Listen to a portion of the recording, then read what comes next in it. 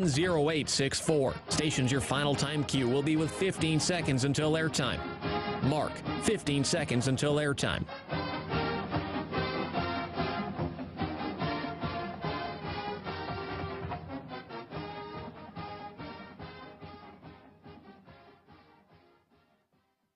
The following is a presentation of Learfield. Welcome to Duck Insider. Our whole athletic department, there's a level of expectations of success. Throw, catch, touchdown, Oregon. He can run and slam. This is back out for a three. Left wing is good. Deep to right field at the warning track. See ya. Really excited that we get to rep our Ducks and hopefully come back to Eugene with some championships. At the buzzer. We have so many teams that are excelling right now, and it's really fun to be a part of. Give it to me, baby. My house. I'm taking it there. Huge win for Oregon.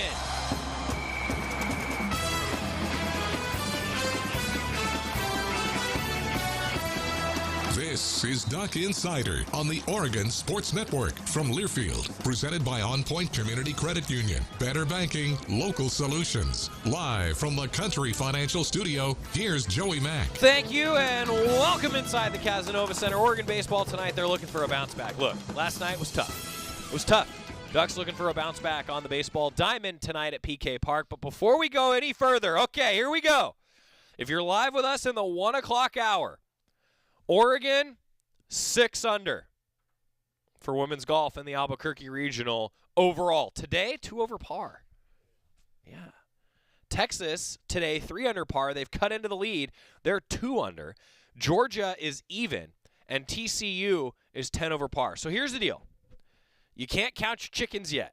Ducks yet? Can't count your ducks yet. But the Ducks are 16 strokes above the cut line. And they've got a few holes left for their lineup. Looks like Oregon's going to advance to the national championship round. Congratulations to Oregon women's golf. But will they hold off Texas? They've got a 4-shot lead into the final holes. More on that in a moment. But how about Brianna Chacon? Let's go Ducks. She is sitting through 15 holes at 11 under. That is a 5-shot lead for the individual title in the Albuquerque Regional. Brianna Chacon is the 56th ranked amateur individual in the world. Her teammate, Cynthia Liu, is sitting tied for 8th. She's the 11th ranked individual. Sophie Kipsgaard-Nielsen is the 22nd ranked individual. She's sitting in 16th place right now as an individual for the Ducks. Heather Lynn is the 16th ranked individual as an amateur. She's sitting tied for 27th for the Ducks. And Xingsu Chen is the 26th ranked individual, and she's sitting tied for 23rd. Why do I bring that up? Because the Ducks have their entire lineup ranked in the top 56 in individual rankings.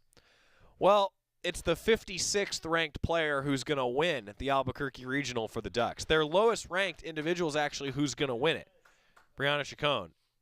Pretty impressive. More updates on that if you're live with us in the 1 o'clock hour. Looks like the Ducks are in strong position to finish it out, get themselves a win in the Albuquerque Regional, and then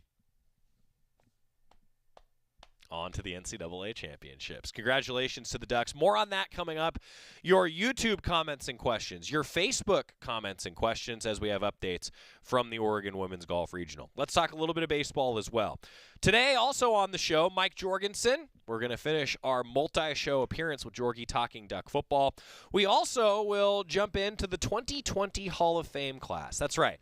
The Ducks, along with some great individuals, and the Ducks meaning, I mean, like the entire athletic department. It was a really special night. Last Thursday, the 2020 Hall of Fame class was inducted. It was essentially an Oregon track and field reunion, is what it was.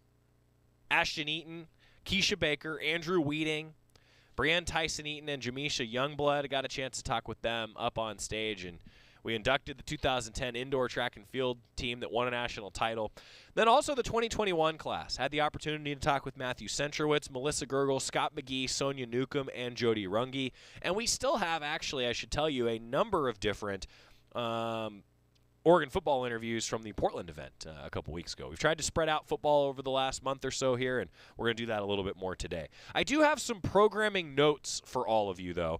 With the inaugural Pac-12 baseball tournament now about 2 weeks away, we actually just were talking about it this morning, the way that the schedule stacks up. And just a programming note, on Wednesday, Thursday, and Friday of that week, that'll be the 25th, 26th, and 27th. Very likely that the Ducks are going to be playing a baseball game during our Duck Insider window. So we aren't going to do Duck Insider on Wednesday the 25th, Thursday the 26th, and Friday the 27th because it's going to be Pac-12 baseball tournament. And here's hoping that the Ducks make a long run in that Pac-12 baseball tournament. Now, on that note, Oregon with a tough loss yesterday. Ducks were hitless until the bottom of the 6th inning. Gavin Grant got the one hit for the Ducks. But I do want to highlight a couple positives. Logan Mercado picked up where he left off on Sunday. He struck out the first 3 batters he faced, made it 7 straight, retired via the strikeout dating back to his outing against the Beavers on Sunday. Logan Mercado sure looks like he's a real weapon for the Ducks out of the bullpen down the stretch. We saw Isaac Aon come out of the bullpen for the first time in this game, and he gave up a home run, but I thought he actually pitched pretty well. R.J. Gordon, we saw Oregon's Friday night starter coming out of the bullpen as well. Pitching, limited walks. I actually think the pitching was pretty darn good. They improved after their showings against Oregon State.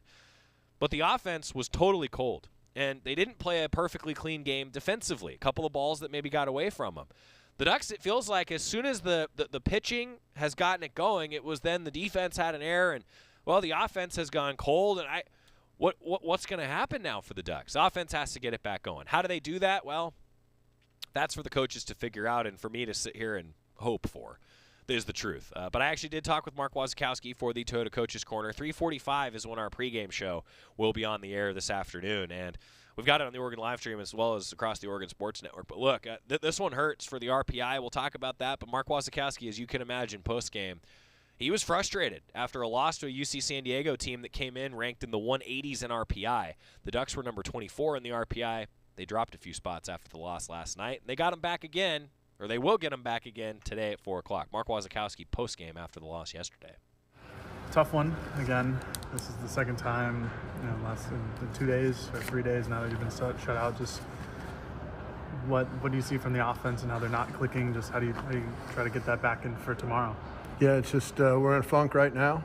Coaches need to do a better job of preparing the team. That's on the coaches, and we need to do a better job of preparing them to have success and to win. In a game like this, just what are your takeaways? The bullpen did really well. Starting pitchers, you have a good outing for Shivatelli. Just what do you take away from this? Oh, again, it's just the bottom line is there's some kids that played really well today. The ball came out of Isaac Aon's hand, very, very good today. The ball came out of Stone Chirby's hand, very, very good today. Amongst all the pitchers, Shivatelli, the ball was coming out of their hand really good. They were competing, like what they did, but the coaches didn't prepare us, the team, well enough, and that's our fault. And as coaches, we need to accept that. Was it just a bullpen day for Gordon and Aon? Yeah. What do you say to the guys in the huddle afterwards, like after today? What kind of message is it? Pretty simple that the coaches need to do a better job of getting us prepared to play, and we didn't do that today, and so that's on me. That's on me and the coaching staff, and we'll do a better job, getting these guys ready to play in the future.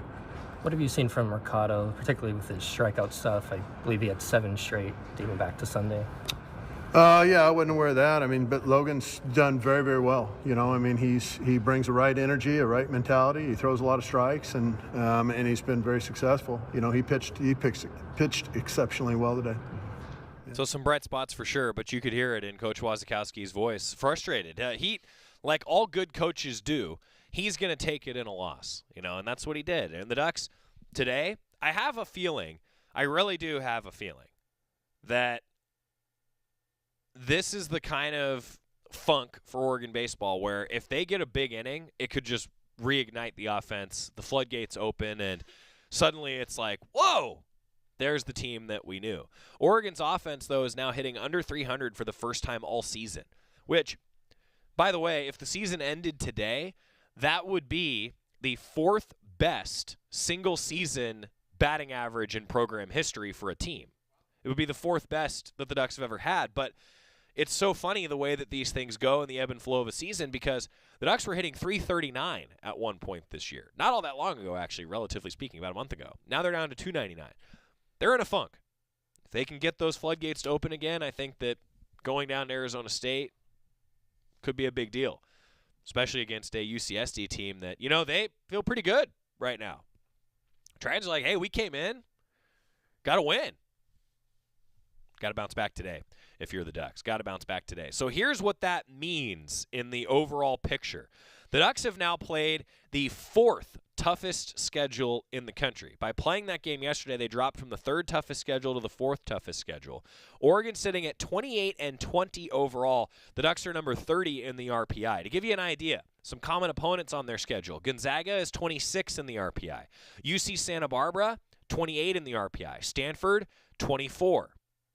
Oregon State, number 2. So some good teams that are ahead of the Ducks now in the RPI, and this is an Oregon team that's been as high as 3 or 4 in the RPI. But UC San Diego, that was a tough loss for the Ducks. I mentioned that they came in the 180s in RPI. I think they were 184 or 185, depending on which one you're looking at. They're up to 171 now after the win over the Ducks. They jumped a few spots, as they should, getting a win over Oregon. But in terms of what this means for the postseason picture, well, first of all, you got to just take care of business, because in the Pac-12 standings, Oregon's 13-11. Arizona State, 12-12. That's Oregon's next opponent on the road out there in the Phoenix area. So a series win for Arizona State, they jump the Ducks in the Pac-12 standings. Pac-12 tournament gets in the top 8 teams. Well, USC is 8-16, Washington State 9-15, and then it's Washington and Cal at 11-16, and Utah at 10-14. So mathematically, could those teams move above the Ducks? Yes, they could. So Oregon's got to take care of business. I think that the message today for this Oregon team is going to be, there's a lot on the line. It's emotional. Just go play baseball. Just play baseball. Talking with Mark Wasikowski in his office, he said, clear the air. Let's just go play baseball. That's the message today. We'll have some updates on Oregon softball. The Ducks honored with some all Pac-12 recognition. We got that for you on the show coming up. Oregon soccer with a couple big additions to their, shall we say, trophy case. We'll talk about that. Also, Mike Jorgensen talking football. How about that? Let's do it next on the Oregon Sports Network from Learfield. From the weight room to the classroom, on the field and off it, On Point proudly supports University of Oregon athletics, because student athletes do so much more than bring us pride on game day. They bring our entire community together in Eugene and all across Oregon. So whether you're watching the game in the stadium, at home, or at your favorite local business, their success makes all of us stronger. On Point Community Credit Union. Join in. OnPointCU.com. Federally insured by NCUA. Equal housing opportunity. As my family continued to grow, I realized I'd have to replace my beloved Jeep with something that has, well, more seats. I'm Jason Hines, Country Financial Rep and father of 7. Whether you're upgrading from your sporty ride with no room for a car seat, or finally replacing your well-loved beater that still has a cassette player, you'll want the right protection for your new car. Work with a Country Financial Rep like me and get the protection you need at a price you can afford. Learn more at TakeSimpleSteps.com or contact a local Country representative. Don't go anywhere. Duck Insider continues after these messages on the Oregon Sports Network from Learfield. Hey, so what's a great way to spread awareness that driving high is illegal everywhere? A catchy song, of course. You can run, but you can't drive high. You can run, but you can't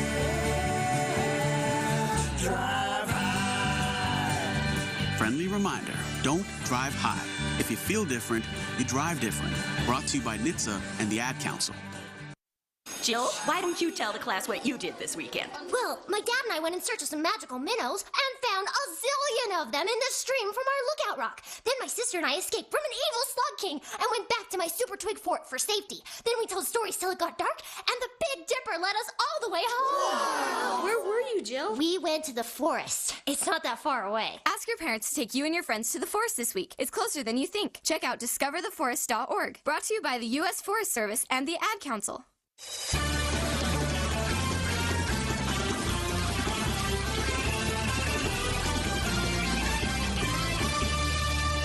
Back on Duck Insider, presented by On Point Community Credit Union. Joey Mack here with you in the Country Financial Studio. Okay, live updates. If you're live with us in the 1 o'clock hour in the Albuquerque Regional, the Ducks are through 16 to 18, depending on the player, as they are Texas and Georgia.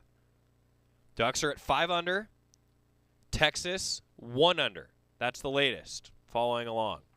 Ducks have a 4-stroke lead, and on the player leaderboard, it's a 4-stroke lead for Brianna Chacon.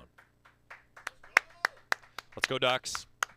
Let's go Ducks. More coming up on Duck Insider today. We also have a couple of things that are actually happening right now, including tomorrow. It's Ducks Give Day. Ducks Give across the University of Oregon Athletic Department. Looking forward to that.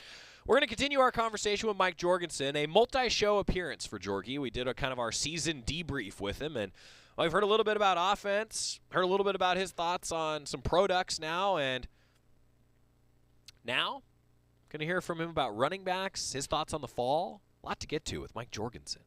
I'm curious, too, Jorgy, your perspective on the running backs. We didn't see Byron Cardwell in the spring game, but I think we saw that there's some depth there, and you see why a guy like Seven McGee can be utilized at a different position.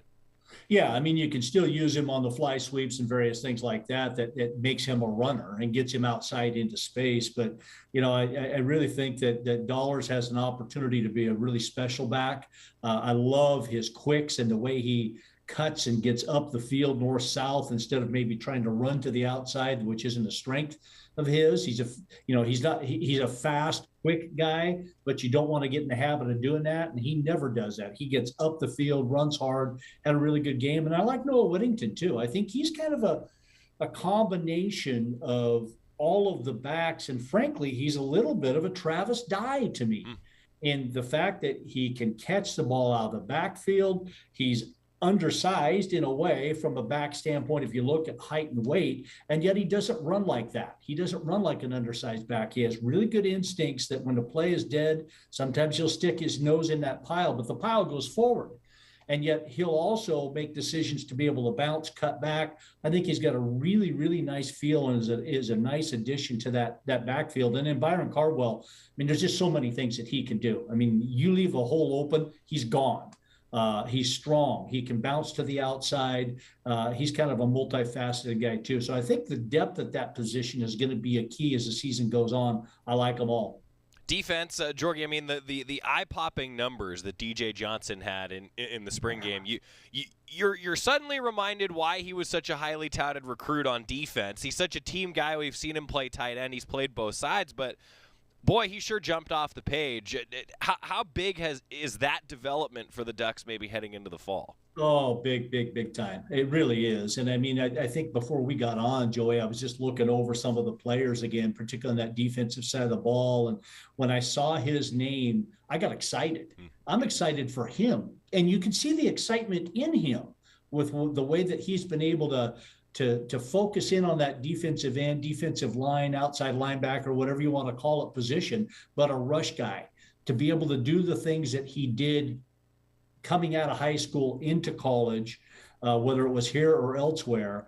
And you've got to have that threat on the outside. And if you can get a consistent threat like that offenses always have to worry about, it just makes it that much better for everybody else. Dorless and Taimani and Funa. And I mean, I could go down the line, all those guys playing along the line. If they have to double team that guy or bring an extra back over to chip him, it makes it easier for the other guys and the coverage guys too. So really excited for him. Sticking with defense, how excited are you to watch this linebacking crew go to work when they're full strength? Oh man, I tell you, I mean, you think about the front seven, which includes that linebacker group. And I think that linebacker group easily goes too deep with high quality. I mean, not only from the standpoint of Flo and Sewell, but I get excited about Jackson LeDuc.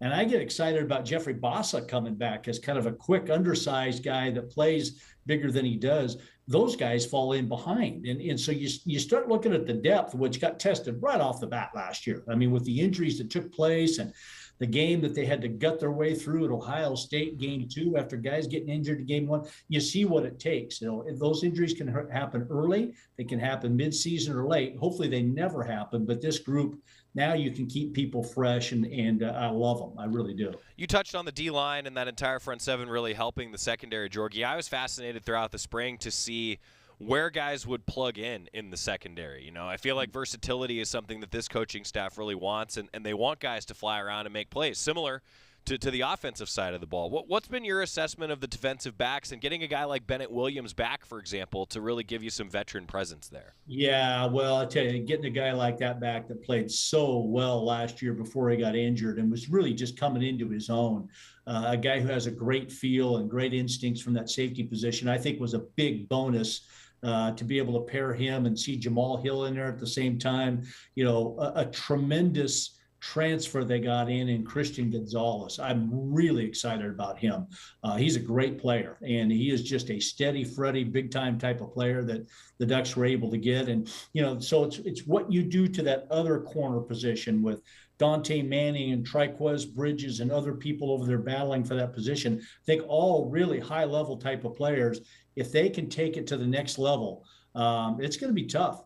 Because, if you can put pressure on the quarterback, stop the running game, and you got coverage guys like that in behind, it's going to be tough on opposing offenses to get anything on Oregon's defense. And, again, I think that's going to be the strength of the team coming up this fall. Well, we've hit on a lot, Jorgy, and now the offseason is officially upon us. And let's just say that Jorgy and I, both of us can't talk about recruiting, but anytime you see Dan Lanning tweet out a duck emoji, it's probably a pretty good day.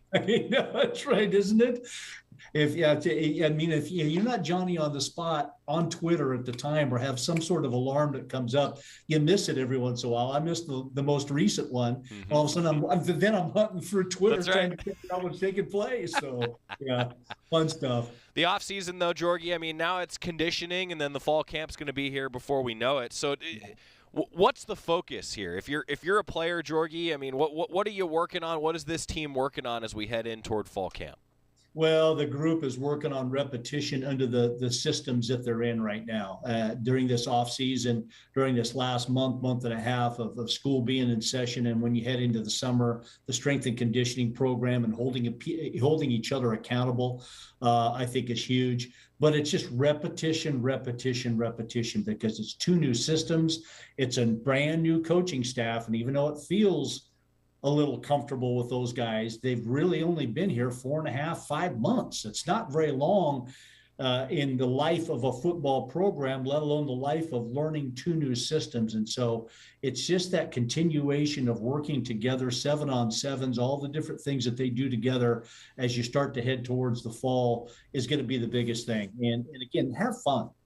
I think that's what you could tell these guys are having right now, is they're just having a blast, holding each other accountable still yet. There's no doubt about that. They have to do it, but just having a lot of fun and heading into a season that's going to be a real tough tester, no doubt about it. And, but again, when you're a football player, as I was at one time or anybody else, and you see competition like you see coming up, you get really excited about it and get you that much more motivated. Yeah, that's right. It's going to be a good fall schedule. Jorgy will be here with us. Jorgy, hey, thanks for taking the time.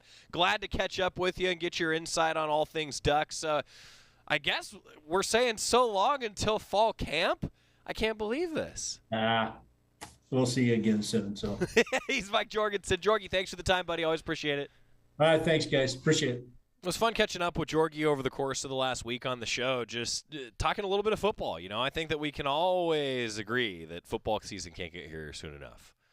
Yeah, Georgia circled on the calendar. Tobias asking a good question. With the World Championships just around the corner, what Ducks, either alum or current Ducks, will be competing? It's a great question because the World Track and Field Championship, we got it here on the calendar, July 15th through 24th. The Ducks are getting ready for the World Championships, but don't forget, NCAA Championships, June 8th through 11th. And then this is the key, and this is why I don't really have an answer to that question yet, because the USA Track and Field Championships are June 23rd through June 26th. We won't know for sure a lot of the Ducks that are going to be competing. They'll have to get through the U.S. Track and Field ones and then get to the World Championship. So we don't know for sure yet. But I will tell you that Robert Johnson was scheduled to meet with the media today, and we should have that covered for you here coming up in just a little while. You'll have it later on the show this week. Jordan Brenner's going to be in for you on Thursday and Friday because, well, I'll be flying out to Phoenix tomorrow. Oregon baseball, baby. Oregon baseball. Your Cafe 2-minute drill. When we come back, we've got all-league recognition for Oregon softball. Eden Hardy, Leah Freeman, also of Oregon soccer. More on that coming up, and then we're going to get into some of our Hall of Famers. Hearing from that 2020 class right after this on the Oregon Sports Network from Learfield. At Shadow Hills Country Club, our all-inclusive event pricing allows us to take care of all of the details while you enjoy your event. Our wedding garden, expansive grounds, ballroom, and meeting rooms can accommodate any size event and come complete with full catering and service staff. From weddings to business and social events, Shadow Hills offers the benefits of a resort atmosphere and the peace of a country setting just minutes from downtown Eugene. For more details, call us today or go to shadowhillsevents.com. Money isn't interested in the fact that you dream of going to Greece, and it doesn't pace at night wondering how you'll pay for braces 3 times. The point is, money without people is just money. Only people can use it to run the family ranch, buy their first house, or adopt a happy old dog. To us, the powerful thing about money isn't money at all. It's helping you harness the power of yours. On Point. People are the point. Federally insured by NCUA. Equal housing opportunity. Duck Insider continues after this timeout on the Oregon Sports Network from Learfield. If a natural disaster comes knocking, how prepared is your family? You can't just close the door on earthquakes, floods, or hurricanes and hope they go away. That's why it's important to make a plan now. Ready.gov/plan has the tools and tips you need to prepare your family for an emergency. So if disaster shows up at your doorstep, you'll be ready.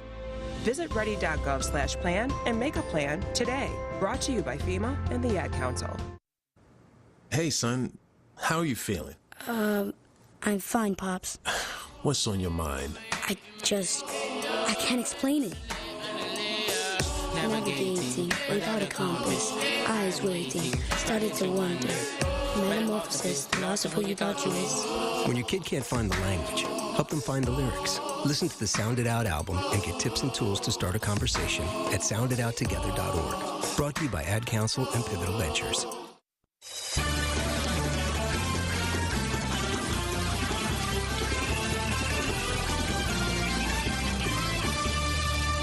We're back on Duck Insider, presented by On Point Community Credit Union. Joey Mack here with you in the Country Financial Studio. Your Cafe 2-minute drill before we talk about that Hall of Fame class. 6 Oregon softball players have earned all-league recognition. The Pac-12 announced it today. On the all-conference team, catcher Tara Mcgowan was a first-team selection for the first time in her career. She was a second-team pick in 2021. Infielder Allie Bunker was named to the All-Pac-12 second team after being a first-team selection in 2021. Outfielder Hannah Delgado, pitcher Stevie Hansen, both named to the All-Pac-12 third team. It's the second straight third-team honor for Hannah Delgado. Oregon, which leads the league in fielding percentage, placed a league-best 3 players on the Pac-12 all-defensive team. Bunker was named to the team for the second year in a row. Mcgowan earned her first all-defensive team nod, and they were joined on that all-defensive team by shortstop Paige Sinicki. Fresh off that Sports Center appearance for Paige Sinicki, just a tremendous play. She was the number 1 play on NCAA softball's top plays of the weekend, which was pretty darn cool. Ducks also had 3 players make the all-freshman squad, Stevie Hansen and Paige Sinicki, joined by utility player Allison Benning on the all-Pac-12 freshman team for softball. Oregon wrapped up the regular season 31-17 overall, 10-14 in Pac-12 play. The Ducks currently number 17 in the latest NCAA RPI, and has played the second most difficult schedule in the nation in 2022. So it's a selection show for the 2022 NCAA tournament, Sunday, 4 p.m., ESPN2. I hope to be tuning in from the airport with Oregon baseball getting a series win out there at Arizona State. Noon first pitch on Sunday. Get over to the airport, watch the selection show, see the Ducks get called, cheer with Oregon baseball. It'll be great.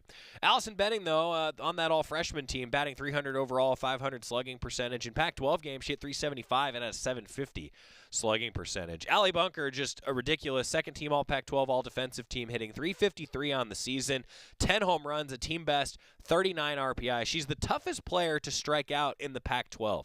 Allie Bunker only strikes out once every 27.8 at-bats. That's a great number.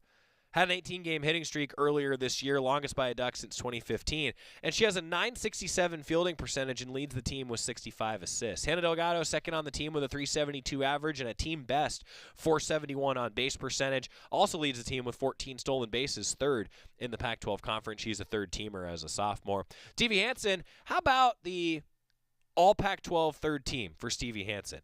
She was really thrust into the ace role with Brooke Yanez getting hurt. And Stevie Hansen with 13-8 on the year, had 120 strikeouts, a 3.10 earned run average, 13 wins, ranks 8th overall in the Pac-12, was named the Pac-12 Freshman of the Week on March 8th. She shut out Stanford, and I think that was when we saw, that's what she could be in her career. An all Pac-12 freshman team member. Tara Mcgowan, all Pac-12 defensive and all Pac-12 first team. She led the team with a .400 average. Fourth in the Pac-12 in batting average in conference games with a .393 average, and she hit .529 with runners in scoring position. .529 with runners in scoring position. That's wild. And Paige Sinicki was great. I should also mention Tara Mcgowan has committed just one error on the season.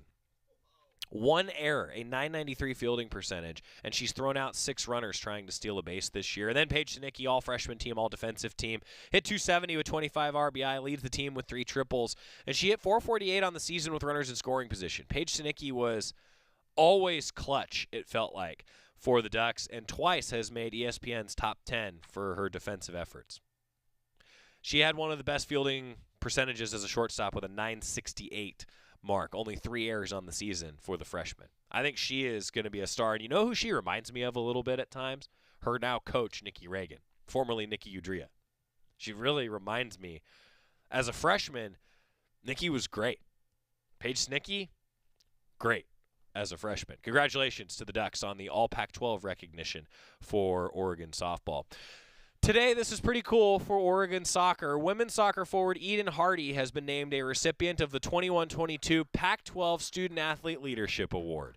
Along with Oregon State wrestler Lane Stiegel, the conference announced it on Wednesday, and Hardy is the 4th Duck and the first University of Oregon women's soccer student athlete to receive the honor since the initial award in 2002. The Pac-12 Conference established the Pac-12 Leadership Award to recognize student athletes who have served on their institutional Student Athlete Advisory Committee and demonstrated leadership. This Pac-12 Leadership Award is a $3,000 scholarship for postgraduate study awarded to one male and one female student athlete each year.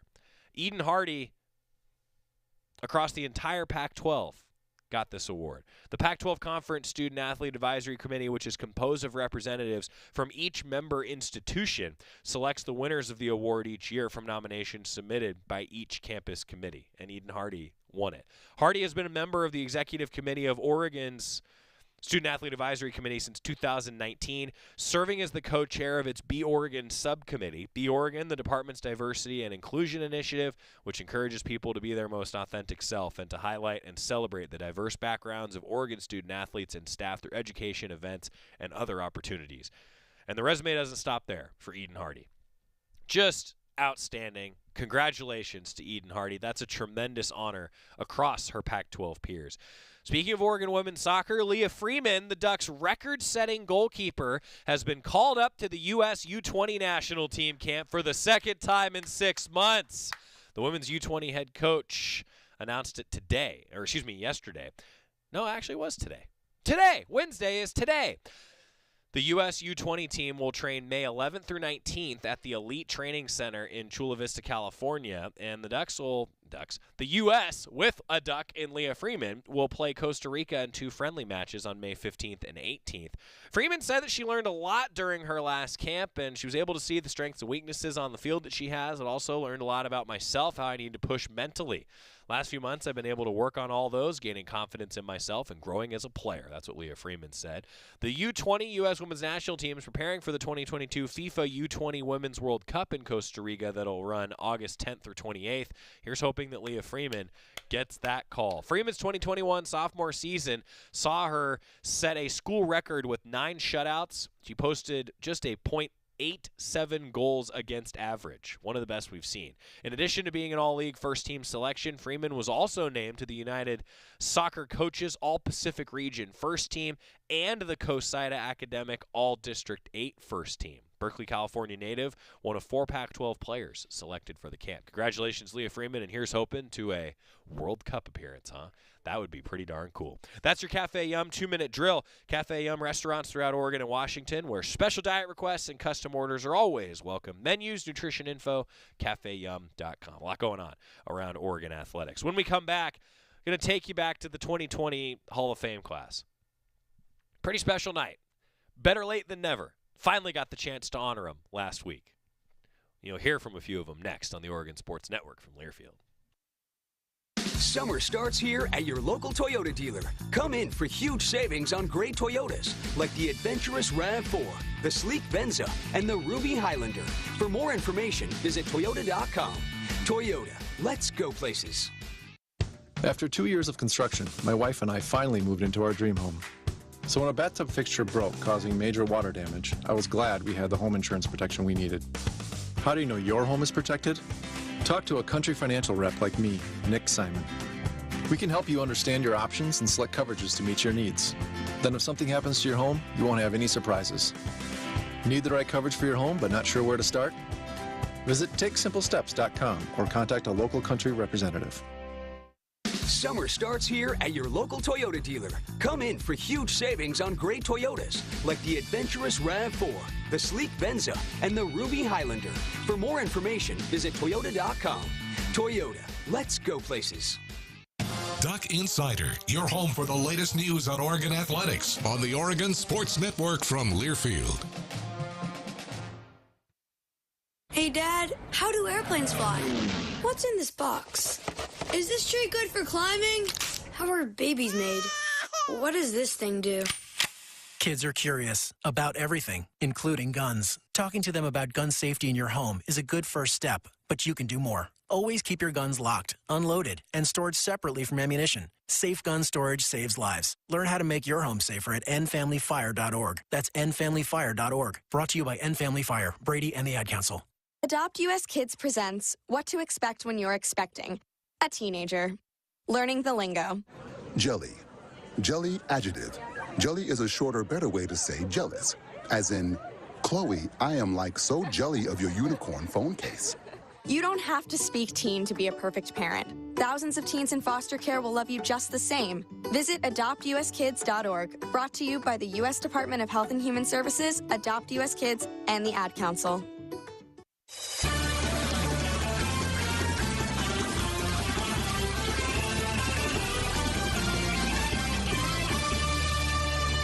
Back inside the Country Financial Studio, it's Duck Insider presented by On Point Community Credit Union. So if you missed it last week, we were talking about how we finally got the opportunity to honor the 2020 Oregon Athletics Hall of Fame class. It was truly a magical moment when I walked through Matthew Knight Arena and all of the inductees were there 2 years later than we anticipated. Really more than 2 years. Normally the Hall of Fame induction ceremony takes place in the fall. Well, here we are in the spring of 22, and we're just now getting a chance to induct him into the Hall of Fame. Unfortunately, one Hall of Famer in Nick Reed, Oregon football defensive lineman, who also supervised the flyover of the stealth bomber when the Ducks played in the Rose Bowl last. Really cool. He was not able to make it, but for good reason, having a baby. And by now, I don't know, may have had the baby, actually. But that's why he wasn't able to make it. But we did get the chance to talk and have a great night with Keisha Baker, Ashton Eaton, Andrew Wheating, and then also the 2010 indoor track and field team inducted into the Hall of Fame as well. Well, one of the honors that I have in this position is emceeing this event. And it was really great to see all of the Oregon track and field, frankly, royalty at Matthew Knight Arena. Really, really special evening. And as part of the ceremony, we've changed it this has probably been the 6th, 7th year maybe that we've done it this way. Since before me, Jerry Allen and I will often do the interviews up on stage and MC it together. And, well, instead of, the traditional acceptance speech, which we found, and I found this a lot, acceptance speeches are hard to do, You have to get up there and it's you write something that you put so much time into, and you get up there, and sometimes you're like, I don't want to do this.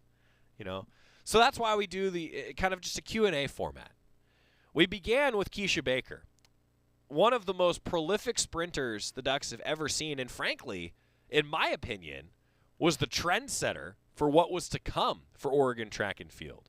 The sprinting was outstanding. Well, also, Vin Lanana submitted a video, and you'll hear us talk about this, that played before Keisha, Ashton, and Andrew got up on stage with me.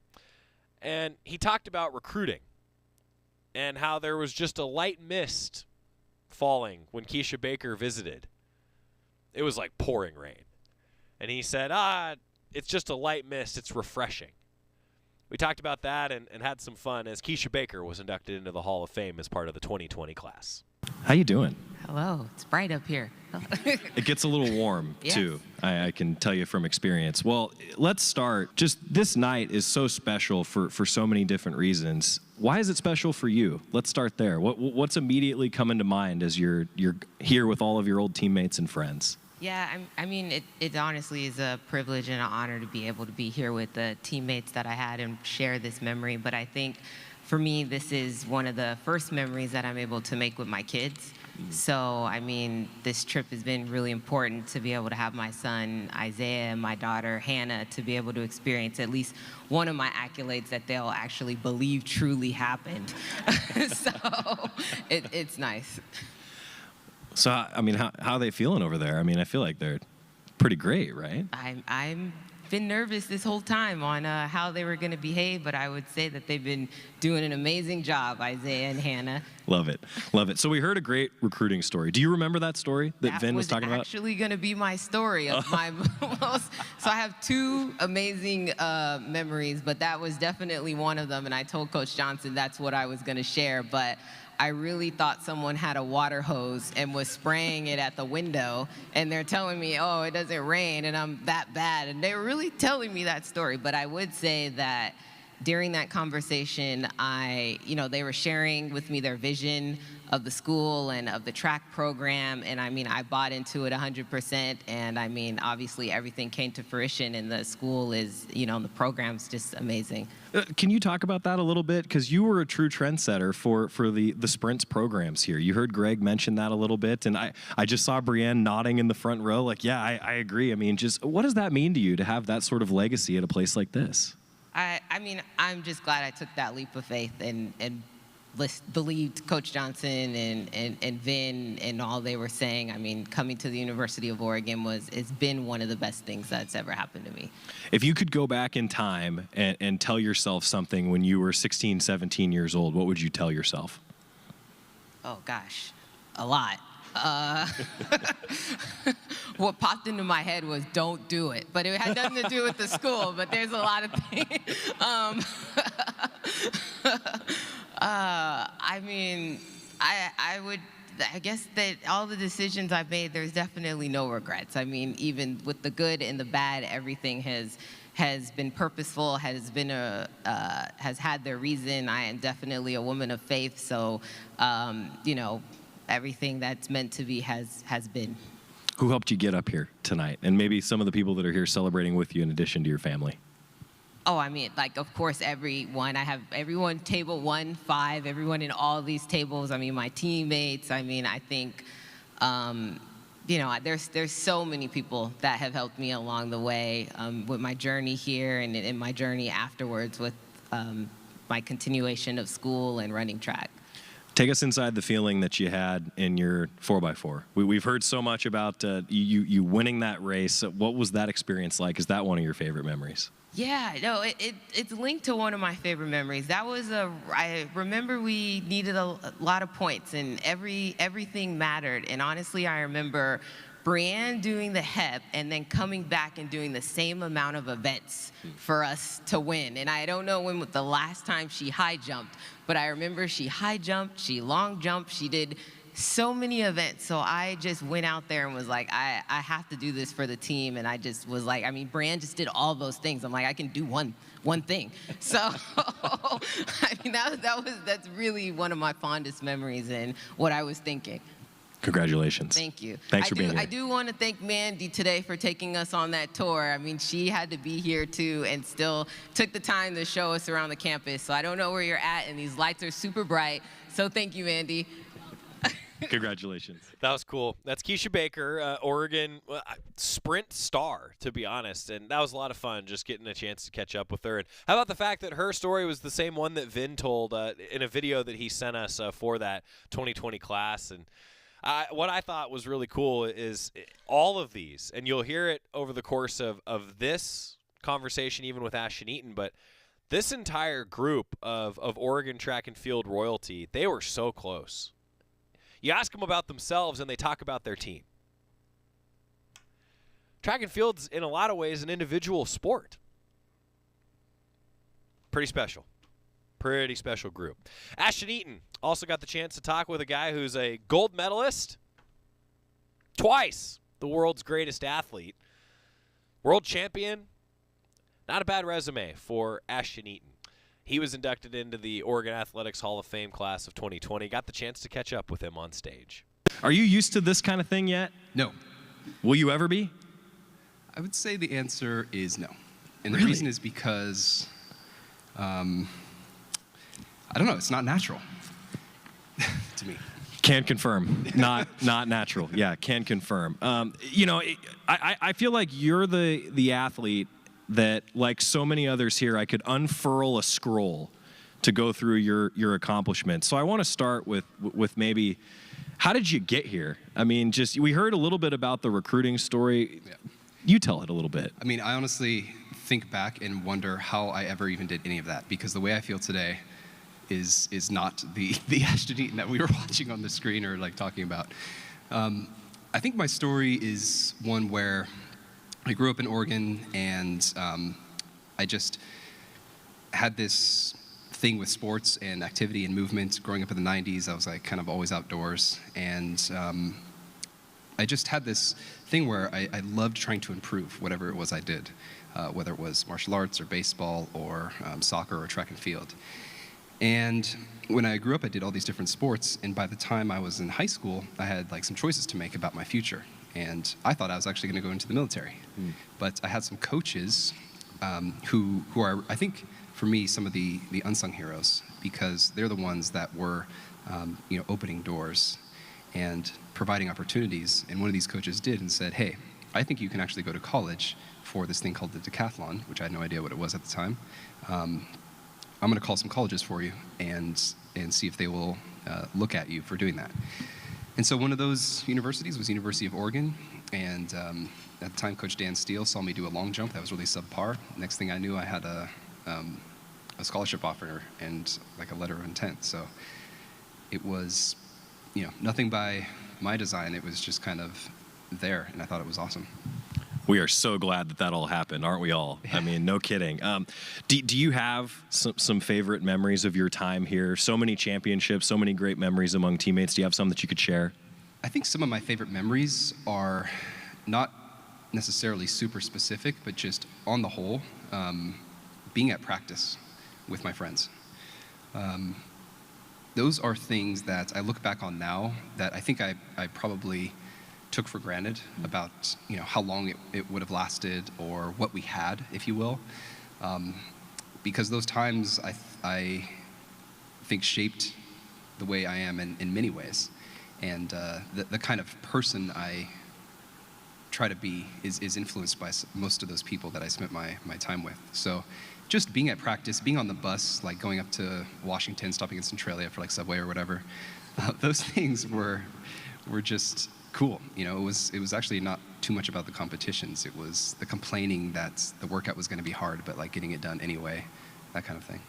You also, I feel like it's a cool story, and it's one that I think is one of the coolest pieces of working with student athletes, is that sometimes you guys find your future families here. I mean, just how special was that? Yeah, I mean, the University of Oregon has been great from the athletic standpoint, but meeting Brianne here and what we're doing together, creating a family with our son and our soon-to-be here in a month or so, is, I think one of the best things that's come from this place. And it's hard to kind of encapsulate how much impact like a place has had on my life specifically. You know, from all the athletic stuff, obviously, but now from the family stuff as well. It's kind of mind-blowing. Who else is here tonight, and who else helped you get to where you are? You mentioned a few of them. Yeah, honestly, everybody here. The teammates, you know, those things I mentioned about practice. When I think things get tough in life, I kind of sometimes think back to the past about just the time that I had in college, and I think it was because it was so great. And I know everybody's experience is different, but just seeing and looking into the eyes of the people that were with us during that time just really means a lot. And it takes me back to a time where things were just like really good, if you will. And so to thank people for just being great and being friends is, you know, just goes out to everybody here. Congratulations. Yeah, thank you.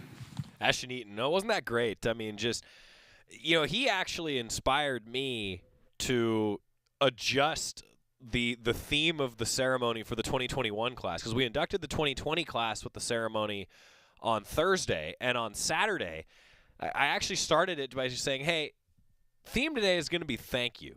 Just thanks for adjusting. Thanks for being Ducks. Thanks for being here. Thanks to Lauren Crockett from Oregon Athletics for planning 2 Hall of Fame events in 3 days. And that was because of what Ashton said. Just how can you encapsulate what it means to you? How can you encapsulate the thank you that is deserved? Isn't that cool from someone who has done it on the biggest stage? 2-time Olympic gold medalist in the decathlon. 2-time the world's greatest athlete. That's the moniker. And he gets up on stage and he says, no, I'm not used to this. Nope, this is not my thing. It's not natural. And he even got up there. You didn't hear it in the clip, but you heard Keisha Baker mention, like, boy, it is bright. It is kind of hot up here. Well, Ashton gets up there and goes, yep, can confirm, hot and bright. You know, and that's a guy who's been on the NBC broadcasts of Olympics, and he's stood on the top of the podium winning gold. Just unbelievable. Unbelievable that Ashton Eaton is still just one of the most down-to-earth guys you'll ever meet. And, you know, that's why he's been successful. It's a big part, at least, of why he's been successful. And how about his story that I didn't know what the decathlon was? And now, you know, look at him now. Just amazing. Ashton Eaton, Keisha Baker, congratulations. We're going to hear from Andrew Weeding coming up on the show likely tomorrow. I do want to get a timeout because when we come back, we've got an update. Women's golf, it went well. We're back after this on the Oregon Sports Network from Learfield. As my family continued to grow, I realized I'd have to replace my beloved Jeep with something that has, well, more seats. I'm Jason Hines, Country Financial Rep and father of 7. Whether you're upgrading from your sporty ride with no room for a car seat or finally replacing your well-loved beater that still has a cassette player, you'll want the right protection for your new car. Work with a Country Financial Rep like me and get the protection you need at a price you can afford. Learn more at TakeSimpleSteps.com or contact a local Country representative. From the weight room to the classroom, on the field and off it, On Point proudly supports University of Oregon athletics because student athletes do so much more than bring us pride on game day. They bring our entire community together in Eugene and all across Oregon. So whether you're watching the game in the stadium, at home, or at your favorite local business, their success makes all of us stronger. On Point Community Credit Union. Join in. OnPointCU.com. Federally insured by NCUA. Equal housing opportunity. This is Duck Insider. Duck Insider on the Oregon Sports Network from Learfield. What is dedication? My daughter started making necklaces. She makes what we call affirmation fashion. I tell her every day that your black is beautiful. And if there's anything better than being beautiful, it's being smart. And if there's anything better than being smart, it's being kind. And reaffirming that every day is our method of making sure her chin never drops. That's dedication. Visit fatherhood.gov to hear more. Brought to you by the U.S. Department of Health and Human Services and the Ad Council. These are the sounds of a dinner. A dinner that almost didn't happen. A dinner now served, thanks to people like you. Due to COVID-19, 17 million more Americans may face hunger. Feeding America is helping our neighbors in need. And if you're able, you can too. Donations are being accepted at feedingamerica.org/coronavirus. Brought to you by the Ad Council and Feeding America, 200 food banks strong.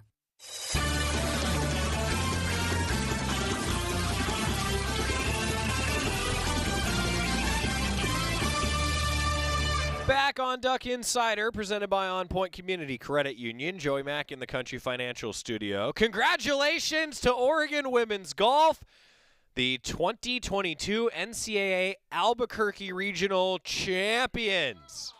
Well done, Ducks. Well done, Ducks. Oregon finished the Albuquerque Regional 4 under, the number 2 team in the country. They finished 4 under. Texas finished 1 under. It's a 3-stroke win for Oregon women's golf. Georgia, 2 over, and TCU was 10 over. The top 4 will advance out of the Albuquerque Regional. So congrats to Oregon, Texas, Georgia, and TCU for advancing to the NCAA championships. Now, individuals. Brianna Chacon, 9 under. It's a 4-shot victory for Brianna Chacon as an individual. She's the individual champion in the Albuquerque Regional. Pretty amazing for Oregon women's golf. All 5 of them were just outstanding. They have a very legitimate chance to win the national championship. They could do it. They could do it. The national championship for women's golf will take place beginning next Friday. The 20th is when it will get rolling for the Ducks, and then it will continue all the way into the following Wednesday. So we're going to have to schedule Derek Radley to come on the show. I mean, that's just where it's at right now. Going to have to schedule Derek Radley because, well, we need to. I mean, congratulations. In all seriousness, that's amazing for Oregon women's golf. They have a very legitimate chance to win the national championship. Oregon baseball tonight. It will be a 4 o'clock first pitch, 3:45 pregame show across the Oregon Sports Network and on the Oregon live stream. I'll be traveling with baseball to Phoenix tomorrow. The Ducks take on Arizona State Friday, Saturday, and Sunday. Going to be 107 degrees on Saturday. If I come back looking like a tomato, just don't be surprised. Jordan Brenner's going to have you covered on tomorrow's show. We'll recap baseball, talk about a few more different things. Yeah, see you then. It's time for today's STEM tip. Okay, you know recycling is important. No one wants plastic in the ocean. Here's a cool way to repurpose a plastic bottle. Build an awesome terrarium. Cut a large plastic bottle in half and fill the base with sand, pebbles, potting soil, and your favorite plant. I chose an African violet. Put the top of the bottle over your base and place it in the sun. Your plant will grow sealed in its own ecosystem. Fun, right? Learn more at She Can STEM.